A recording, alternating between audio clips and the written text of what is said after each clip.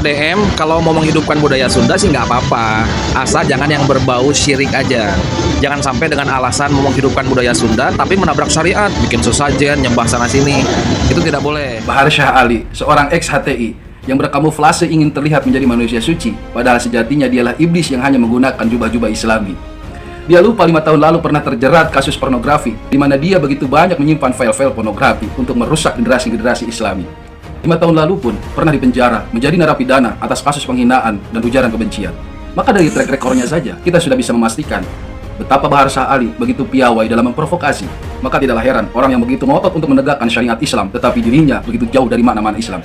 Inilah contoh orang yang selalu menggaung-gaungkan agama tetapi nilai-nilai kehidupan dan pengajarannya begitu jauh dari norma-norma beragama. Bahar Syah Ali seharusnya menjadi evaluasi diri. Islam mengajarkan salamatul insan bihifdzi lisan, bahwa seorang manusia itu selamat bergantung atas bagaimana dia pandai menjaga lisannya. Sementara apa yang dilakukan Bahar Syah Ali begitu pandai dan piawai memprovokasi tetapi tidak pernah sadar diri untuk menjadi evaluasi.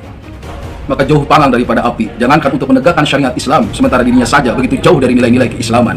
Sok-sokan menganggap Kang Deddy Mulyadi itu memberikan banyak persembahan dan menyembah sana sini, sementara Anda sendiri tidak pernah mengatakan bagaimana referensi dari syirik sendiri. Saya sangat memahami keterbatasan Anda dalam berliterasi, begitupun wawasan Anda yang begitu terbatas soal agama, maka tidak heran Anda begitu kaku dalam memaknai agama.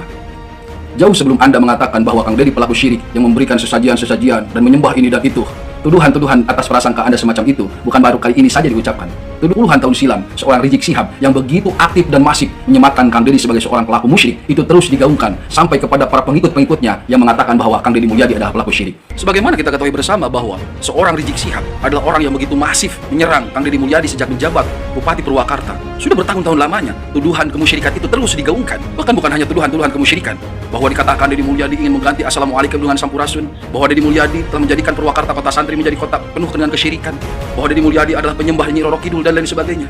Tuduhan-tuduhan kemusyrikan itu yang tidak berlandaskan kepada dalil yang sahih, yang seluruh tuduhan-tuduhannya itu hanya berdasarkan asumsi dan ketidaksukaan semata. Ketika Rizik Syihab menuduh Kang Deddy Mulyadi adalah pelaku kesyirikan, pelaku kemusyrikan yang menjadikan Purwakarta yang tadinya kota santri menjadi kota musyrik, buktikan kepada saya satu saja orang Purwakarta yang dia beragama Islam lalu beralih menjadi penyembah daripada patung-patung yang dibuat oleh Kang Deddy Mulyadi. Tunjukkan kepada saya. Saya ingin mengatakan bahwa Purwakarta yang Anda tuduh sebagai kota santri yang berubah menjadi kota kemusyrikan, sesungguhnya Purwakarta saat itu di eranya Kang Deddy Mulyadi mampu melahirkan generasi-generasi emas yang mampu bersaing di dunia nasional maupun internasional. Begitu banyak lahir santri-santri yang bersaing di dunia sains maupun teknologi, yang bukan hanya dalam bidang agama, menguasai usul fiqih, hifzul Quran, qiraatul Quran dan lain sebagainya. Pertanyaan saya kepada saudara Rizik Syihab, santri Anda sudah berprestasi seperti apa? Apakah Anda mampu melahirkan santri-santri yang menjadi ulama, menjadi imam-imam di masjid-masjid?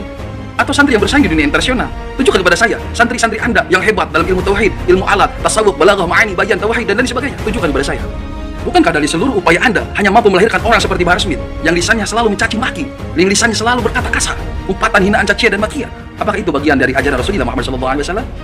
Bahar Smith yang selalu menggelora di dalam setiap ceramahnya mengatakan Deddy Mulyadi adalah pelaku kemusyrikan. Pertanyaannya, Bahar Smith sudah melakukan apa untuk mendidik anak santrinya? Santri Bahar Smith mana yang mampu berprestasi di dunia nasional maupun internasional? Tunjukkan kepada saya.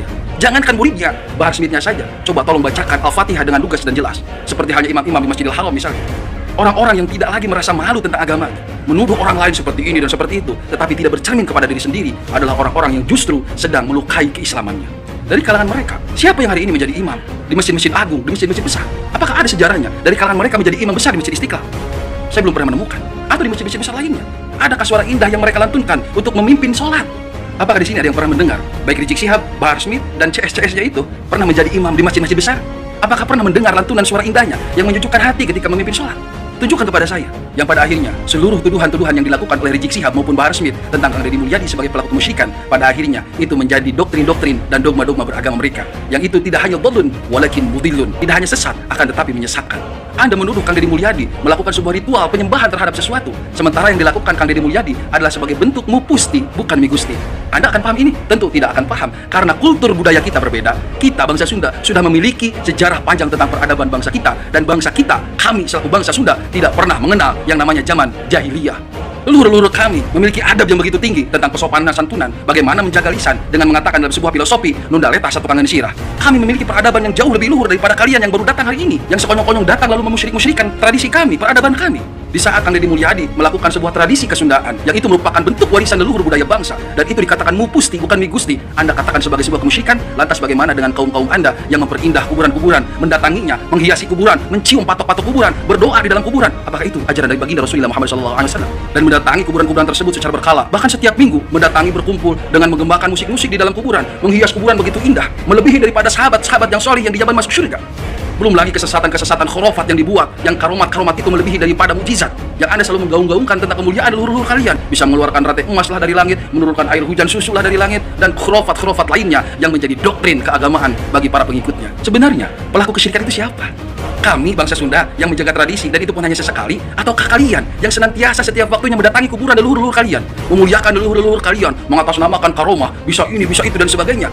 Dan bahkan yang paling merusak akidah adalah tatkala seseorang meninggal ditanya marrobuka, jawabnya adalah Habib Ali bin Anu bin Anu bin Anu bin Anu. Seperti itu akidah yang Islam yang benar. Seperti itu bukan bentuk musyrikan. Coba tolong jelaskan dengan rinci dan jelas. Dan ketika Rizik Syihab maupun Bahar Smith menggaungkan tentang amar ma'ruf nahi munkar, pertanyaannya adalah, sudah sejauh apa dan sehebat apa dalam menegakkan amar ma'ruf nahi munkar? Pertanyaan saya adalah, apakah yang dilakukan Kang Deddy Mulyadi menolong begitu banyak orang, ribuan anak yatim dan kaum duafa, menyekolahkan mereka, memasukkan mereka ke pondok pesantren? Apakah bukan bagian dari amar ma'ruf nahi munkar?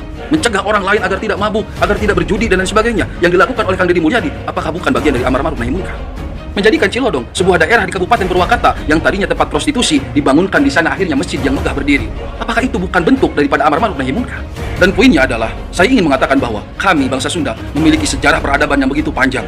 Kami bangsa Sunda sudah mengenal tentang ajaran-ajaran keluhuran tentang kemanusiaan, tentang bagaimana menjadi seseorang yang paripurna, yang mampu menyatukan antara diri, Tuhan dan alamnya, yang disimbolkan dalam sebuah kalimat sarende, saigel, sabobo, sapihanean. Maka kami sebagai bangsa Sunda sejak dahulu telah mengenal tetekon kehidupan, telah mengenal ageman kehidupan, yang itu menjadi sebuah peradaban hingga hari ini. Maka tatkala Islam datang saat itu mampu diterima dengan baik. Kenapa? Karena ajaran bangsa Sunda dengan ajaran Islam yang datang itu sesungguhnya beriringan, sejalan. Saya ingin berikan contoh bahwa bangsa Sunda sejak dahulu memiliki sebuah falsafah cing caring cing pagai kancing, set saring set pagai ikat. Pagai kancing artinya orang Sunda sejak dahulu memakai kancing, memakai baju. Berarti orang Sunda sejak dahulu telah memiliki peradaban, telah beradab. Maka datanglah Islam untuk menyempurnakan itu. Al-yauma akmaltu lakum dinakum wa atmamtu alaikum ni'mati wa raditu lakumul Islam madina. Seolah-olah Islam mengatakan, wahai bangsa Sunda, wahai orang Sunda, engkau tidak hanya memakai pakaian sebagai simbol dari asas peradabanmu, memakai ikat kepala sebagai simbol dari keluhuran adatmu, tetapi di dalam Islam apa yang kalian lakukan adalah sebagai bentuk ibadah karena kalian menutup aurat dengan baik dan kalian menjaga martabat, marwah, harga diri Anda dengan baik. Maka Islam yang dibawa saat itu dengan penuh kelembutan, dengan penuh mau'izatil hasanah, dibawa oleh seorang fuqaha al-alim al-alamah, yakni Syekh Mursadatillah atau Syekh Hasanuddin yang kita kenal sebagai Syekh Kuro, yang makbarohnya saat ini ada di Kabupaten Karawang. Beliaulah yang memberikan Islam yang begitu indah, Islam sebagai rahmatan lil alamin, yang memberikan contoh dan ketauladanan. Apakah ulama-ulama kita terdahulu bukan orang-orang yang menegakkan amar ma'ruf nahi munkar? Tentunya mereka adalah orang-orang yang menegakkan amar ma'ruf nahi munkar, tetapi dengan cara yang ma'ruf, dengan cara yang baik, bukan dengan cara yang munkar. Teriak-teriak di depan panggung dan podium, teriak-teriak menuduh musyrik dan kemusyrikan, mengajak perang, membentur-benturkan masyarakat dengan masyarakat yang lain, menjadi provokator yang mempropaganda atas nama agama.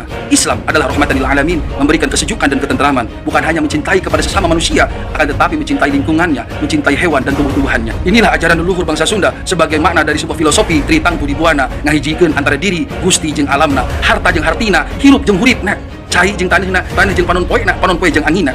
Konsep-konsep semacam ini tentunya tidak akan dipahami oleh orang-orang yang mengaku diri sebagai seorang yang beragama tetapi tidak mampu mengenal apalagi menghargai terhadap budaya-budaya sebuah bangsa.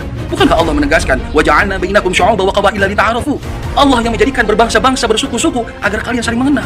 Setelah kalian saling mengenal, saling menghormati. Bukannya Anda datang justru malah mencemooh terhadap tradisi yang ada. Bukannya Anda datang merasa paling Islam, seolah-olah Anda adalah orang yang menyebarkan Islam pertama kali. Justru sebagian dari kalangan Anda yang mengajarkan Islam hari ini sangat jauh bertentangan dengan ajaran Islam. Na'udzubillah, summa na'udzubillah. Saya ingin mengingatkan kepada saudara-saudara, jika Anda ingin menghargai orang-orang yang telah berjasa mengislamkan bangsa Sunda ini, adalah mereka para ulama yang lisannya selalu menyebarkan kesantunan, lisannya selalu memberikan kesejukan sebagai sebuah interpretasi dari Islam yang rahmatan lil alamin. Maka ziarahilah orang-orang yang memang memberikan manfaat bagi bangsa Sunda ini.